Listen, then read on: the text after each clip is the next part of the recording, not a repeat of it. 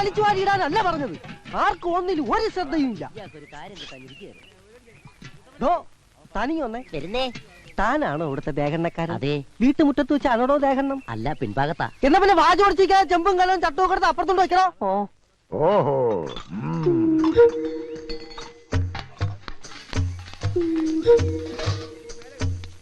100 കൂട്ടം കാര്യങ്ങൾ ഉള്ളപ്പോഴാണോ ഇങ്ങനെ കുന്തം വിഴിഞ്ഞ കണക്ക് നിക്കണേ? പച്ചക്കറിയും പലവഞ്ഞവും രാവിലെ എത്തൂന്ന് പറഞ്ഞിട്ട് അത് വന്നോ ഇല്ലയോ നോക്കിയോ? ദൂരെ നിന്ന് വരുന്നവർക്കുള്ള താമസ സൗകര്യം ഏർപ്പാടാക്കിയോ? പൂവും മാലയും ബൊക്കയും നാളെ വെളുപ്പിനെ ഇവിടെ എത്തുവോ? ഒന്നും പറഞ്ഞിട്ട് കാര്യമില്ല. ഒന്ന് നിന്നേ, ഒരു കാര്യം അറിയാനുണ്ടായിരുന്നു. എന്താ? പെണ്ണിന്റെ തന്ത നീയോ ഞാനോ? അതെന്താ മുതലാളിക്ക് പെട്ടെന്നൊരു സംശയം? മുതലാളി വിഷമിക്കണ്ട, ഞാൻ ചേച്ചിയോട് ചോദിക്കാം. ആ അർത്ഥത്തിലല്ല ഞാൻ ചോദിച്ചത്. തന്തയ്ക്ക് വേറെ അർത്ഥം ഉണ്ടോ? ഞാൻ ചോദിച്ചത് ഈ വീട്ടിലെ ഗ്രഹനാഥൻ നീയാണോ ഞാനാണോ എന്നാ. ഗ്രഹനാഥൻ മുതലാളി എന്നാ, എന്നാലും ഫുൾ ഉത്തരവാദിത്വം എനിക്കാ. എന്നാ പിന്നെ നോക്കി നിൽക്കാതെ എന്നോട് ആജ്ഞാപിച്ച് അവിടെ പോയി ചെയ്യണ. അവന്റെ ഒരു അങ്ങോട്ടും ആദ്യം പാചകം ഒന്ന് ടെസ്റ്റ് ചെയ്യട്ടെ. ഭയങ്കര വിശപ്പ്. നീർക്കോലിയുടെ രൂപവും പെരുമ്പാമ്പിന്റെ വിശപ്പും. എന്താ മോളെ? ഒരു കാര്യം പറയാനുണ്ട്. പുതിയ കാര്യം വല്ലതുമാണെങ്കിൽ മാത്രം പറഞ്ഞാൽ മതി. അച്ഛാ, ഞാൻ കാല് പിടിക്കാം. ഈ കല്യാണം വേണ്ടല്ലേ. നല്ലൊരാലോചന കുടുംബത്തിൽ വന്ന് കയറിയപ്പത്തോട് തുടങ്ങിയതായി ഒരു ചൊല്ല്. ഉറപ്പിച്ച് നാളൊട്ടേക്ക് ക്ഷണവും കഴിഞ്ഞു. നാട്ടുകാരും ബന്ധുക്കളും എല്ലാം കല്യാണത്തിന് പുറപ്പെട്ടു കഴിഞ്ഞു. അപ്പോഴും പെണ്ണിന് പഴയ പല്ലവി തന്നെ. മിണ്ടിപ്പോകരുത്, അരിഞ്ഞുകളഞ്ഞ്. മാനം പോയാ പിന്നെ ഈ വട്ടപ്പറപ്പിൽ ഉണ്ണിത്താരെല്ലാം തകർത്ത് കളയും. നിങ്ങൾ ഇങ്ങനെ ഒച്ച വെച്ച് നാട്ടുകാരെ മുഴുവൻ അറിയിക്കണ്ട. നാളെ ഈ പടി ഇറങ്ങേണ്ട കുട്ടിയാ. ഞാൻ പതുക്കെ തന്നെയാ സംസാരിച്ചത്. എന്റെ മോന്റെ ശബ്ദം ഇങ്ങനെ ഇരിക്കുന്ന എല്ലാവർക്കും അറിയാം. എന്താ അകത്തൊരു ബഹളം? ഒരല്പം കുടുംബകാരി എന്റെ മോളും ഭാര്യയായിട്ട് പങ്കുവെച്ചതാ. എന്താ കുഴപ്പമുണ്ടോ? എനിക്ക് മനസ്സിലായി. എന്ത്? പെണ്ണിന്റെ അച്ഛനാരാണെന്ന് ചേച്ചിയോട് പോയി ചോദിച്ചില്ലേ?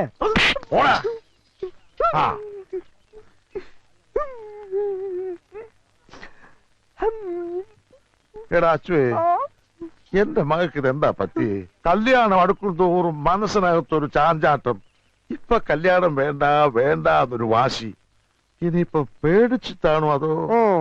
അതെ, മുഹൂർത്തം എടുക്കും തോറും പേടിക്കുന്ന പെണ്ണുങ്ങൾ 2 തരത്തിലുള്ളവരാ. ഒന്ന് പിഴച്ച പെണ്ണ്, 2 പ്രേമിച്ച പെണ്ണ്. ഇത് ഏത് വകുപ്പിലാ മോളെന്ന് പോയി ചോദിക്കും. എന്റെ മോള് കുടുംബത്തിൽ പറഞ്ഞവളാണ് എന്ന് കരുതി ആയിക്കൂടുന്നുണ്ടോ? ചേട്ടൻ എന്നെ വിളിച്ചായിരുന്നോ? പോയി അരി വെക്കണോ കോപ്പേ? ഭ്രാന്ത് വരും. ഇങ്ങനെ പതിങ്ങി നിന്നുള്ള ഒതുങ്ങിയ സംസാരം അത്ര ശരിയല്ലല്ലോ. മുതലാളി, മുതലാളി, എന്താടാ? തുമ്പ് കിട്ടി, തുമ്പ് കിട്ടി. ഒരു മിനിറ്റ്. എന്നാ ഞങ്ങൾ ഇറങ്ങിട്ടുണ്ണിത്താനെ പോകാൻ വരട്ടെ. ഞാൻ ഒരു കാര്യം ഒന്ന് മുതലാളിയോട് പറഞ്ഞോട്ടെ. അതിന്റെ പേരിൽ ഇവിടെ ഒരു വിപ്ലവം നടക്കും. നിങ്ങൾ ആ ടീം ബിയുടെ ക്യാപ്റ്റൻ. അതെന്താണ് അങ്ങനെ? അതങ്ങനാ. ഇങ്ങോട്ട് വന്നേ. ഞാൻ ഒളിഞ്ഞു നോക്കി മുതലാളിയുടെ മോളുടെ സംഭവങ്ങളെല്ലാം കണ്ടു. പറഞ്ഞു തീരുന്നവരും പഠിച്ചതിനാ ഒളിഞ്ഞു നോക്കിയത്. അതുകൊണ്ടല്ലേ പെണ്ണ് കല്യാണം വേണ്ടെന്ന് പറഞ്ഞതിന്റെ കാരണം പിടികിട്ടിയത്. പെണ്ണിന് പ്രേമം. ആരോട്? ഈ കുറുപ്പിന്റെ മോനോട്. 2 പേരും കൂടെ പതുങ്ങി നിന്ന് ഹൃദയം പങ്കുവയ്ക്കുന്നത് ഞാൻ കണ്ടു. അനാവശ്യം പറയുന്നോടാ. ഞാൻ കണ്ടത് അവർ കിന്നാരം പറയണത്.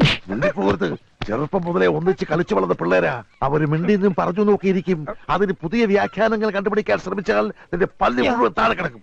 പോടാ. എന്താണ് ഉണ്ണിത്താനെ പ്രശ്നം? എന്തിനാ അവനെ തല്ലിയത്? അത് അവന്റെ ഷെയറാ. അരമണിക്കൂർ ഇടവിട്ട് അവനത് കിട്ടണം. അവനെന്തിയേ? ഇനി ആരെങ്കിലും പ്രേമിക്കാനോ മറ്റേ പോയോ? എന്താണോ കൊച്ചുകുറുപ്പേ, വല്ല പെൺപിള്ളേരെ ലൈനടിക്കാൻ പോയതാണോ? സംശയം എന്റേതല്ല, നിന്റെ അച്ഛന്റെയാ. അച്ഛൻ പറഞ്ഞു ഒടുവിൽ ജോസഫ് പ്രവചനം ശരിയാവുന്ന എനിക്ക് തോന്നുന്നു. എന്നാ കൊന്നുകളയും. അപ്പൊ ചെല്ല്, രാവിലെ നേരത്തെ എത്തണം. എടോ കൊച്ചുകുറുപ്പേ, തന്നോട് കൂടിയാ പറയുന്നേ. ഞാൻ വെളുപ്പിനെ എത്തും.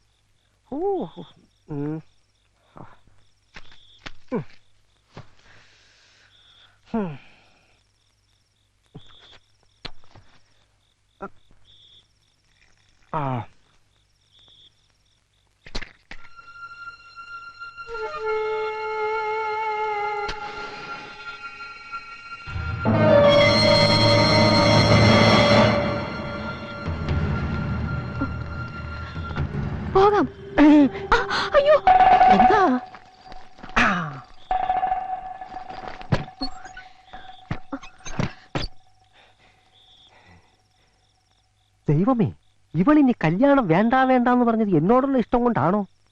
അടിച്ചോണ്ട് പോയാലോ?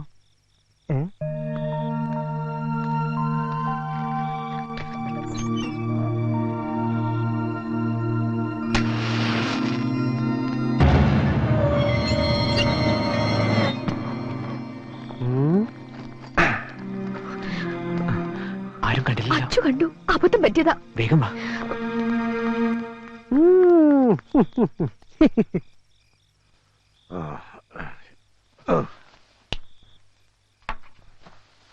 ഓ എടി സാവിത്രി, മണി 5 കഴിഞ്ഞു, എഴുതേക്ക്. അമ്മായി സരസ്വനെ മുറി കണ്ടില്ല. കണ്ടില്ലേ? അവളിത് എവിടെ പോവാനാ? എവിടെ പോയത് നോക്കിയടി.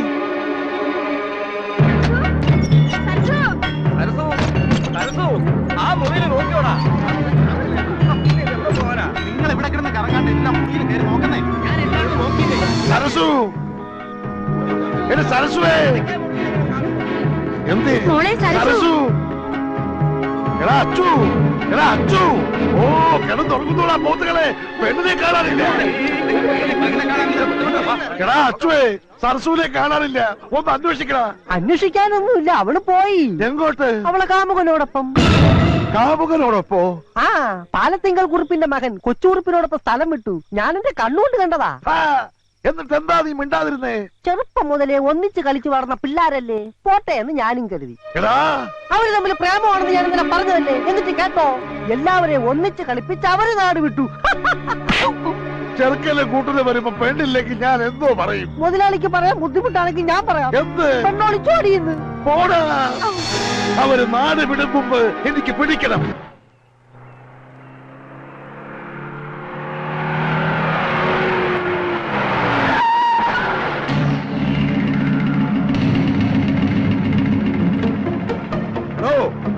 തന്റെ മോനെ ഏത് പാതാളത്തിൽ കൊണ്ടൊളിപ്പിച്ചാലും പാതാളക്കരണ്ടി ഉപയോഗിച്ച് ഞാൻ പൊക്കും. ഞാനാ ആ പാതാളക്കരണ്ടി. പുറത്തേക്ക് ഇറങ്ങി വാടോ കുറുപ്പേ. കേസ് കൊടുക്കും, പിണ്ണാക്ക് തീറ്റിക്കും എന്നൊക്കെ പറഞ്ഞ് കുറച്ചുനാൾ മുമ്പ് നീ എന്റെ വീട്ടിൽ വന്ന് വിപ്ലവം സൃഷ്ടിച്ചില്ലേ? അപ്പോഴേ എനിക്ക് തോന്നി നിന്റെ മകനെ നീ തന്നെ മുക്കിയതായിരിക്കുന്നു. മുക്കാൻ അവനെന്താ തുള്ളിനീല? വാചകം വലിച്ച് നിൽക്കാതെ ഇറക്കി വിടറാ അവനെ. ഇറക്കി വിടാനായിട്ട് പിടിച്ച് കയറ്റിച്ചല്ലോ ഞാൻ അവനെ. ഞാൻ കണ്ടതാ. പിടിച്ചിറക്കില്ലടാ. പിടിച്ചിറക്കവനെ.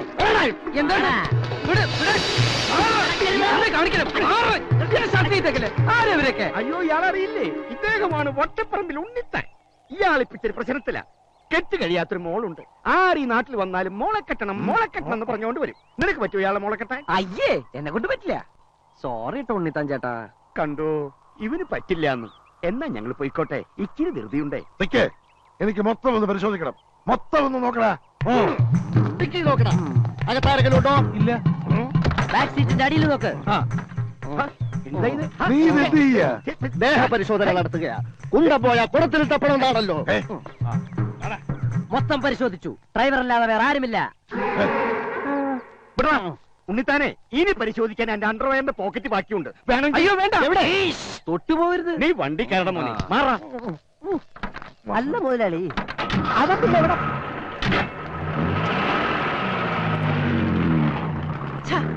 അവനിത് ഇവിടെ പോയി. ഞാൻ എന്റെ കണ്ണുകൊണ്ട് കണ്ടതാ. നിന്റെ ഈ കണ്ണിയെ കുത്തിപ്പൊട്ടിക്കും. ഇതുള്ളത് ഇല്ലാത്ത കിടക്കാ. കേറടാ. ഒന്ന് നിന്നേ. ഏ? അവനെ ഞാൻ കണ്ടുപിടിച്ചു. എവിടെ? വാ, നമുക്കൊരു സിനിമയ്ക്ക് പോവാം.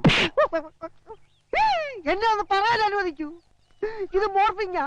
സിനിമ കണ്ടാലേ മുതലാളിക്ക് അത് മനസ്സിലാവൂ. കൂടുതൽ പറഞ്ഞാൽ നിന്റെ മോറടിച്ച ഫിങ്ങാക്കും. എന്റെ മുതലാളി, ഇത് കമ്പ്യൂട്ടർ വിദ്യ. ഒരാളെ മറ്റൊരാളാക്കുന്ന ടെക്നോളജി. കൊച്ചുകുറുപ്പിനെ അയാൾ ബാംഗ്ലൂരിൽ കൊണ്ടുപോയി മോർഫിംഗ് നടത്തിയിട്ട് വരിക.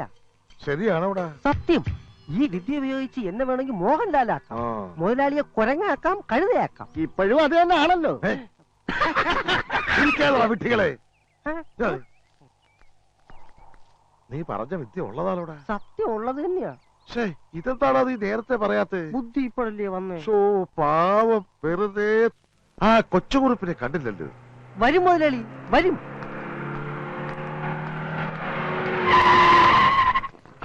സാർ, കാശ്. ഓ, ടെൻഷൻ കൊണ്ട് മറന്ന.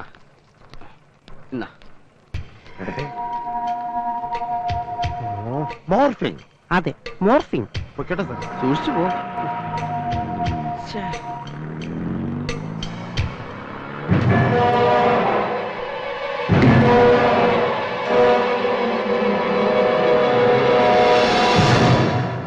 അവന്റെ മുഖം മൂടി വലിച്ച് കീറുപോയില്ലേ? നിക്കടാ അവിടെ. എന്നോടാണോ?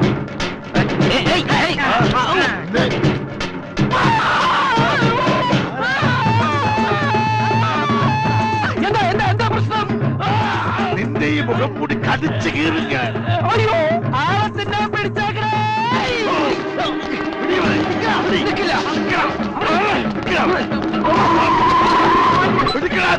അവൻ നിൽക്കുന്നില്ല മുതലാളി. നോക്കി നിൽക്കാൻ അവരെ പിടിയറ മക്കളെ.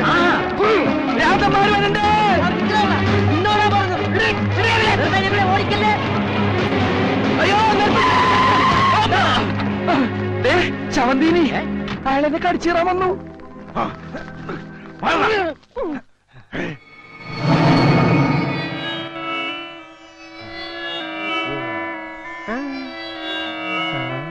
കളിച്ച് കളിച്ച് ഇയാൾ മേലുപദ്രവം തുടങ്ങിയോ?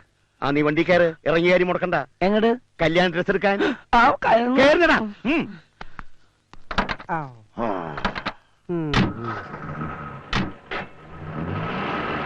ഓട ശവന്തീനി. മുതലാളി അവര് രണ്ടുപേരെ ശ്രദ്ധിച്ചായിരുന്നോ? അത് രണ്ടും കൂടെ ഒന്നല്ല, രണ്ടാ. അപ്പോഴിത് മോർഫിംഗ് അല്ല, തെറ്റുപറ്റിയത് നമുക്കാ. മുതലാളി, ഞാൻ നാന വായിച്ചെല്ലാം പഠിച്ചു. ഇതൊരു പുതിയ ടെക്നിക്കാണ്. ഒരാളെ രണ്ടാളാക്കി മാറ്റുന്ന വിദ്യ. ഇതിന് ക്ലോണിംഗ് എന്ന് പറയും. എന്താ ക്ലോണിംഗ്. ഇതിന് ക്ലോസിംഗ് എന്ന് പറയും. നിന്റെ ചാപ്റ്റർ ക്ലോസ്.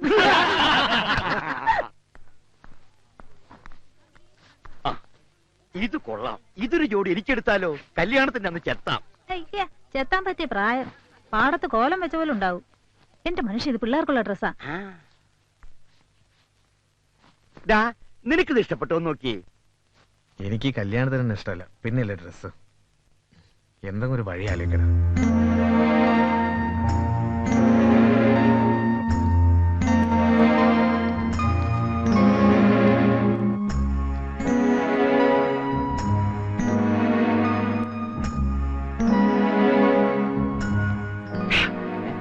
എന്താടാ?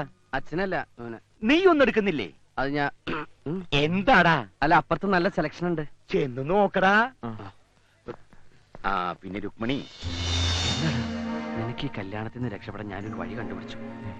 അല്പം സാഹസമാണ്, റിസ്ക് ഉണ്ട്, എന്നാലും പറയാം. പറയടാ. കല്യാണത്തിന്റെ രാവിലെ ഇവിടുന്നുള്ള ഫസ്റ്റ് ട്രെയിനിൽ നീ ഒളിച്ചോടുന്നു. ബാംഗ്ലൂരിലുള്ള എന്റെ വീട്ടിൽ നീ എത്തുന്നു.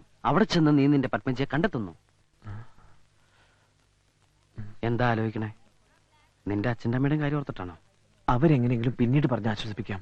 പക്ഷേ പുതിയൊരു ജീവിതവും സ്വപ്നം കണ്ട് മണ്ഡപത്തിലേക്ക് അണിഞ്ഞൊരുങ്ങി വരുന്ന ആ പെണ്ണിനോട് ഞാൻ ചെയ്യുന്ന ഏറ്റവും വലിയ ക്രൂരതയല്ലടാ ഈ ഒളിച്ചോട്ടം. ഞാനൊന്ന് പറഞ്ഞോട്ടെ. ഇഷ്ട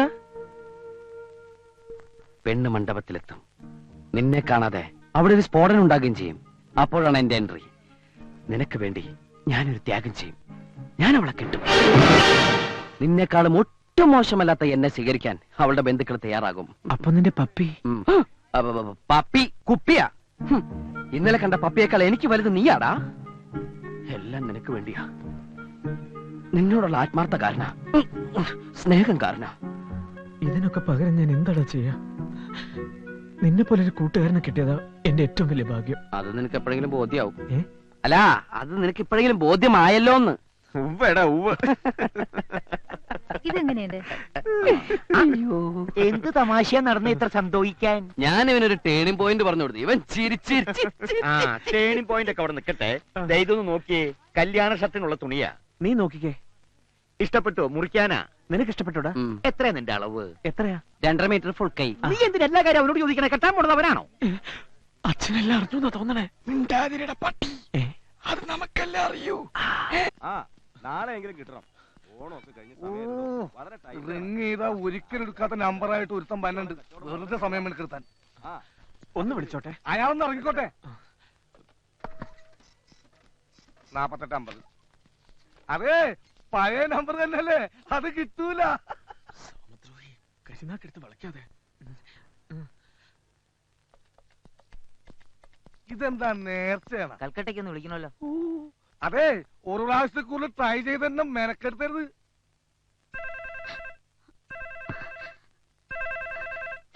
ഹലോ ഹലോ ഹലോ ഞാനാ.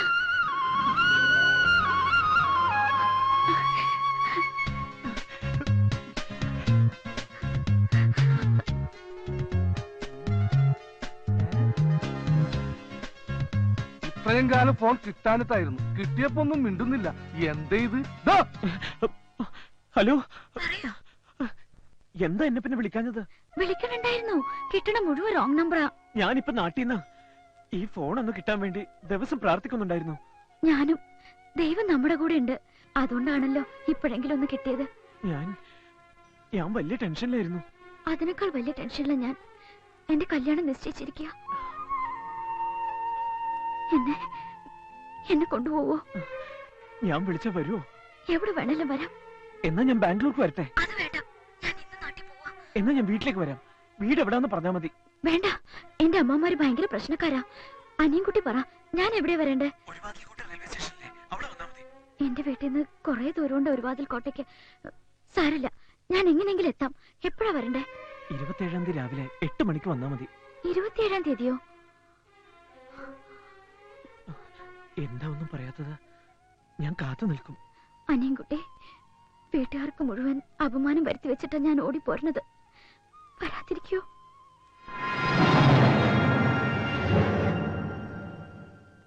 വന്നില്ലെങ്കില് ഞാൻ ഈ ലോകത്ത് ജീവിച്ചിരിപ്പില്ലെന്ന് കരുതിയാ മതി.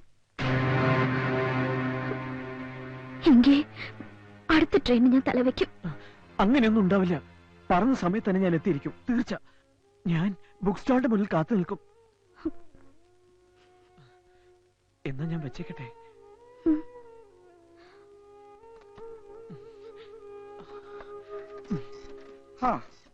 കൽക്കട്ട കൽക്കട്ട. ഇത്രയും നാള് വിളിച്ചിട്ട് കിട്ടാത്തതിലുള്ള നഷ്ടമൊക്കെ നികത്തി തന്നെ നന്ദി. ഇതാ ബില്ല് 740 രൂപ. ഇന്നാ 800 രൂപയുണ്ട്. ബാക്കി താമസം. എന്തൊരു തങ്കപ്പെട്ട മനുഷ്യൻ. ഞാൻ തെറ്റിദ്ധരിച്ച്. ഇടക്കിടക്ക് വരണേ. എന്നാ ഞാൻ പോട്ടെ. വേഗം കൊടുക്ക്. അതെ, നമുക്ക് ഈ ബസ് വേണ്ട. അതിന് പകരം 10 അംബാസഡർ കാർ ആയിക്കോട്ടെ. പിന്നെ ചെക്കനും പെണ്ണിനും ഇരിക്കാൻ ഒരു CN. ഈ കാറുകൾ ഇങ്ങനെ നിരനിരയായി നമ്മുടെ പച്ചപ്പട്ട് വിരിച്ച ഗ്രാമത്തിലൂടെ പോകുന്നത് ഒന്ന് സങ്കല്പിച്ചു നോക്കിയേ. സങ്കല്പിച്ചു. സംഗതി നല്ല സുഖമുണ്ട്. എടാ ചെറുക്കാ, നീ എന്നെ കുളിപ്പിച്ച് കരുതുന്ന ലക്ഷണമാണല്ലോ. അച്ഛാ, ഈ കല്യാണം ജീവിതത്തിൽ ഒരിക്കലേ ഉള്ളൂ. അവിടെ പണം ഒരു പ്രശ്നമാക്കരുത്. മൊത്തം ബില്ലിംഗ് തന്നെ I will pay. എനിക്ക് ഒറ്റ ദുഃഖേ ഉള്ളൂ, ഈ കല്യാണം കാണാൻ എന്റെ ഡാഡി മമ്മി ഇവിടെ ഇല്ലല്ലോ. പാവങ്ങൾ. ഉടനെ ഒരു കമ്പി അടിച്ചാ വരുമോ? ബുദ്ധിമുട്ടാ. ആ കുഴപ്പമില്ല, അവരെ നമുക്ക് വീഡിയോ കാണിക്കാം. ആ പിന്നെ സദ്യക്ക് ബോളി ഉണ്ട്.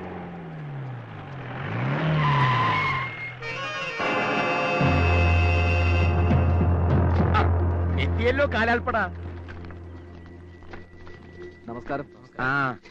ആ ഉണ്ണിത്താന്റെ ആക്രമണം ഏത് നിമിഷത്തിലും ഉണ്ടാകാം. അതിലൊരു മുൻകരുതല. ഇവരെ ഷൊർണൂര് രാഷ്ട്രീയ ഗുണ്ടകളാ. ചോരകൻ തറപ്പ് മാറിയവർ. വിശ്വസിച്ചേൽപ്പിക്കാം.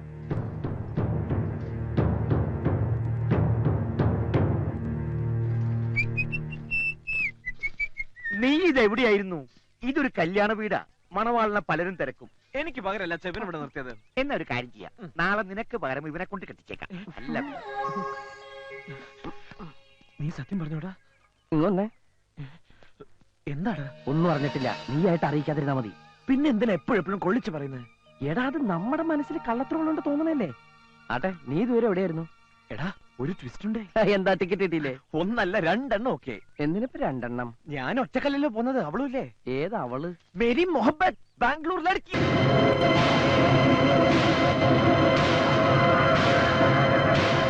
അതേടാ, എനിക്ക് അവളെ ഫോണിൽ കിട്ടി. അവളുടെ കല്യാണമൊന്നും. പക്ഷെ എന്റെ കൂടെ ഇറങ്ങി വരാന്ന് പറഞ്ഞു. എന്നിട്ടൊരു ചോദ്യം, ഞാൻ വരാതിരിക്കുമെന്ന്. ഞാൻ എത്തിയില്ലെങ്കിൽ ചത്തൂന്ന് കരുതിയാ മതി എന്ന് ഞാൻ പറഞ്ഞു. അപ്പൊ അവള് പറയാ, എന്നാ അടുത്ത ട്രെയിൻ അവൾ തലവെക്കുമെന്ന്. എന്തൊരു സ്നേഹമല്ലടാ അവൾ. ആ, അടയാളം കണ്ടുപിടിക്കാൻ വേണ്ടി ഞാൻ ആ ബുക്ക് സ്റ്റാളിന് മുമ്പിൽ നിൽക്കാന്നാ പറഞ്ഞത്. എന്തു പറ്റിടാ? ഒന്നുമില്ല. ഈ വിഷയത്തിലൊന്നും നീ ഇടപെടണ്ട. ഫുൾ സ്വിംഗിൽ അച്ഛന്റെ കൂടെ നിന്നോണം. എല്ലായിടത്തും നിന്റെ വക്രബുദ്ധി പ്രവർത്തിക്കണം. മോനെ, നിങ്ങൾ അവിടെ എന്തെടുക്ക? ആ ഉണ്ണിത്താൻ ഇങ്ങോട്ട് പുറപ്പെടാൻ അവിടെ പടയൊരുക്കം നടത്തുന്നു. ഇവിടെ നടക്കുന്നതൊക്കെ അയാൾ അറിഞ്ഞു. ഇതേ മുഹൂർത്തത്തിൽ നിന്നെ കൊണ്ടുപോയി ബലമായിട്ട് കെട്ടിക്കാനുള്ള പരിപാടിയാ.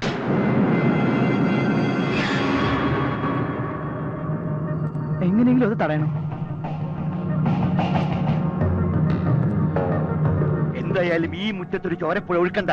അതിനു മുമ്പ് ശത്രുപാളയത്തിൽ നമ്മുടെ രാഷ്ട്രീയ പടത്തട്ടെ. എടോ, ആ ഉണ്ണിത്താനടക്കം എല്ലാവരും ഇന്ന് തന്നെ ആസ്പത്രിയിൽ എത്തിയിരിക്കണം. ചുരുങ്ങി ഇത് 1 മാസം കഴിഞ്ഞിട്ട് അവർ ഇറങ്ങാവൂ. നിക്ക, വെട്ടും കൊലയും ബുദ്ധിയല്ല. ഈ കാരണം കൊണ്ട് നാളെ നിങ്ങൾ എല്ലാവരും ജയിലിൽ കിടന്ന് അഴിയണേണ്ടി വരും. ഇത് എനിക്ക് വിട്ടാ, ഞാൻ സോൾവ് ചെയ്തോളാം. ഒറ്റയ്ക്ക് എന്നും ഞാൻ ഒറ്റയ്ക്കല്ലുള്ളൂ, അത് മതി. മോനെ, നല്ല സൈസൊത്ത 10-20 അവിടെ കാണും. അവര് നിന്നെ നിരത്തും. കപ്പല് മറിക്കാൻ കൊഞ്ചുപൊടി മതിയെന്നല്ലേ കണക്ക്. അവരെ നേരിടാൻ എനിക്ക് ബുദ്ധിമതി, ശക്തി വേണ്ട. ബുദ്ധി നിങ്ങൾക്ക് കുറവാണെന്നറിയാം. എന്നാര് പറഞ്ഞു? അതുകൊണ്ടാണല്ലോ ഈ പണിക്ക് വന്നത്. എല്ലാം വിശദമായിട്ട് പറഞ്ഞു മനസ്സിലാക്കടാ. നമ്മളിപ്പോ പോണത് കുറുപ്പിന്റെ വീട്ടിലേക്കാണ്. അവിടെ ചെന്ന് നമ്മൾ അടി തുടങ്ങുമ്പം എതിർ ടീമിലെ 3-4 എണ്ണം വെറുതെ വായും പൊളിച്ചു നിൽക്കണം. നമ്മളെ മുതലാളിയുടെ മേക്കിട്ട് കയറാൻ ചെല്ലും. മുതലാളിയുടെ എല്ല് പറപതാന്ന് ഓടിയനെ കാണാൻ എനിക്ക് വയ്യ. അതുകൊണ്ട് മുതലാളിയുടെ സംരക്ഷണ ചുമതല നിനക്കായിരിക്കും. എന്റെ ബോഡിയുടെ ചുമതല നിനക്ക്. ചെക്കനെ പൊക്കേണ്ട ചുമതല നിനക്ക്. എനിക്കാരാ ചെക്കൻ അറിയില്ല. കണ്ടാ കൊള്ളാൻ തരത്തിലെ പിടിടാ. എനിക്ക് അവരെ തന്നെ വേണം. കൂട്ടത്തിൽ നല്ല പെങ്കൊച്ചുങ്ങളുണ്ടെങ്കിൽ വിടണ്ട. ഞാൻ കെട്ടിയിട്ടില്ല. നിന്നെ ഞാൻ കെട്ടിക്കെട്ടിക്കും. ഓ ആ, എന്നാ പുറപ്പെടാം. ഓ ആ.